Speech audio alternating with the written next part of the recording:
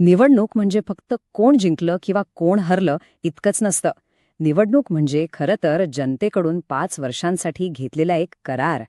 आज आपण याच कराराचा अर्थ समजून घेणार आहोत, गडचिरोलीच्या निकालाचं विश्लेषण करून. डेटाच्या मदतीनं तिथलं वास्तव काय आहे हे पाहूया. चला, सुरुवात करूया महाराष्ट्राच्या गडचिरोलीपासून. हा मतदारसंघ जंगलाने घडवलाय. जिथलं प्रत्येक मत एक वेगळीच गोष्ट सांगून जातं.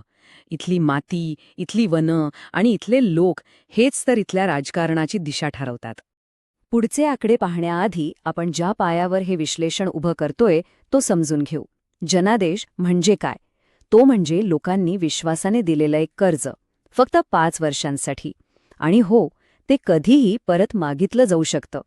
याच नजरेतून आपण पुढे जाऊया. तर मग गडचिरोलीची जमीन काय सांगते? इथलं राजकारण समजून घ्यायचं असेल तर आधी इथली सामाजिक आणि आर्थिक परिस्थिती, इथलं ग्राउंड रियालिटी काय आहे हे पाहावं लागेल. कारण राजकारण ह्याच वास्तवातून उगवतं. गडचिरोलीची लोकसंख्या पाहिली की एक खास चित्र समोर येतं. जवळपास 39% लोकसंख्या ही अनुसूचित जमातींची आहे. यात माडिया गोंड समाजाचं प्रमाण लक्षणीय आहे, ज्यांचं संपूर्ण आयुष्यच जंगलाच्या अर्थव्यवस्थेशी जोडलेलं आहे. त्यानंतर साधारण 11% अनुसूचित जाती आणि उरलेले 50% हे इतर मागासवर्गीय आणि सामान्य वर्गातले आहेत. मग इथले लोक रोजच्या जगण्यात कोणत्या अडचणींना सामोरे जातात? बघा, आरोग्य सुविधा कमी आहेत, चांगले रस्ते आणि वीज पोहोचलेली नाही, हाताला काम नाही, नक्षलवादाची भीती सतत मनात असते, आदिवासींचे जमिनीचे आणि जंगलाचे हक्क, शिक्षण आणि पिण्याच्या पाण्याचा प्रश्न. हेच ते मुद्दे आहेत जे मतदानाच्या दिवशी मतदाराच्या मनात असतात.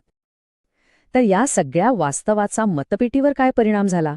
चला आता थेट 2024च्या निकालाच्या आकड्यांवर येऊया.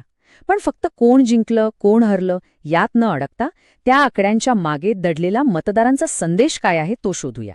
2024च्या निकालावर नजर टाकली तर भाजपच्या उमेदवाराला मिलिंद नारोटे यांना 50.16% मतं मिळाली.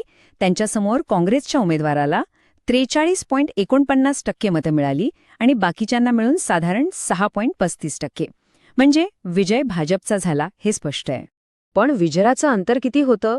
15,505 मतं.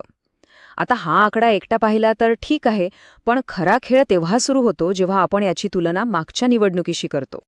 आणि इथेच खरी गोष्ट दडलेली आहे. बघा, 2019मध्ये भाजप तब्बल 35,341 मतांनी जिंकला होता आणि 2024मध्ये हेच अंतर निम्म्याहून जास्त कमी होऊन फक्त 15,505 मतांवर आलं. विजयाचं अंतर 50%पेक्षा जास्त घटलं. हा एक खूप मोठा संकेत आहे, जो मतदारांच्या बदलत्या विचारांकडे बोट दाखवतो. आता जरा मागच्या 7 निवडणुकांचा इतिहास बघूया, म्हणजे चित्र आणखी स्पष्ट होईल. भाजपची मतं हळूहळू पण सातत्याने वाढत गेली आहेत. याउलट काँग्रेसच्या मतांमध्ये मोठे चढउतार आहेत. खास करून 2014मध्ये त्यांची मतं खूपच खाली गेली होती. पण 2024मध्ये काँग्रेसने पुन्हा एकदा जोरदार पुनरागमन केलेलं दिसतंय. मग प्रश्न असा आहे की हे आकडे असं का सांगतायत? यामागे फक्त उमेदवार नसतो, तर त्या पक्षाची संपूर्ण राजकीय यंत्रणा, त्यांची संघटना आणि त्यांनी लोकांपर्यंत पोहोचवलेले मुद्दे या सगळ्याचा तो एकत्रित परिणाम असतो. चला आता ह्या विश्वासाच्या आणि पराभवाच्या चक्रांना जरा जवळून पाहूया. गडचिरोलीचा इतिहास बघितला ना तर तो एका झुल्यासारखा आहे. सत्ता कधी इकडे तर कधी तिकडे झुकते. बघा, 1995मध्ये काँग्रेस तर लगेच 1999मध्ये भाजप. 2009मध्ये तर काँग्रेस फक्त 960 मतांनी जिंकली आणि 2014पासून जरी भाजप सलग जिंकत असला तरी 2024मध्ये त्यांचं विजयाचं अंतर खूप कमी झाले. आणि हे सगळं विश्लेषण करत असताना एका गोष्टीचं भान ठेवणं खूप महत्वाचं आहे. आपल्या संविधानाचा आत्मा काय सांगतो? तो सांगतो की नागरिकांना माहिती मिळवण्याचा पूर्ण अधिकार आहे आणि नेत्यांची जबाबदारी आहे की त्यांनी सत्याने बोलावं. माहितीपूर्ण आणि जबाबदार संवाद हाच लोकशाहीचा पाया आहे. ठीक आहे, तर या सगळ्या विश्लेषणाचा उपयोग काय? यातून पुढे काय करायचं? चला आता आपण विश्लेषणाकडून कृतीकडे वळूया. एक असा आराखडा पाहूया जो कोणत्याही राजकीय पक्षाला लोकांची सेवा अधिक प्रभावीपणे करण्यासाठी मार्ग दाखवू शकतो. याला एक चतुर्मुख सिद्धांत म्हणता येईल. यात 4 महत्वाचे स्तंभ आहेत. पहिला, निवडणुकीचा. म्हणजे आदिवासींच्या खऱ्या समस्या समजून घेऊन त्यांची मतं आपल्या बाजूने वळवणे. दुसरा, संघटनात्मक. म्हणजे पक्षाला थेट पोलिंग बूथपर्यंत मजबूत करणे. तिसरा, कथात्मक. म्हणजे विकास म्हणजे काय याची एक प्रामाणिक गोष्ट लोकांसमोर मांडणे. आरोग्य, रोजगार, शिक्षण. आणि चौथा, अर्थातच संसाधने. म्हणजे नेते, पैसा आणि व्यवस्थापन यांची अचूक जुळवाजुळव. आता ह्या रणनीतीचं विश्लेषण करूया. काँग्रेसची ताकद काय आहे? त्यांचे स्थानिक नेटवर्क आणि आदिवासी समाजातला पारंपरिक पाठिंबा. कमजोरी, संसाधनांची कमतरता आणि पक्षांतर्गत गटबाजी. संधी काय आहे? लोकांमध्ये सरकारबद्दल असलेली नाराजी आणि विकासातल्या त्रुटींवर लक्ष केंद्रित करणं.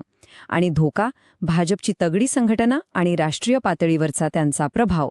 मग लोकांचा विश्वास परत मिळवण्यासाठी 90 दिवसात काय करता येईल? पहिली पायरी, लोकांचं ऐका.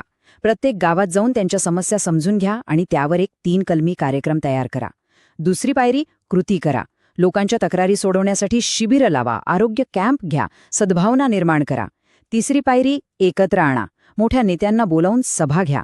आणि चौथी, सर्वात महत्वाची पायरी, अंमलबजावणी. मतदानाच्या दिवशी सगळी यंत्रणा सज्ज ठेवा.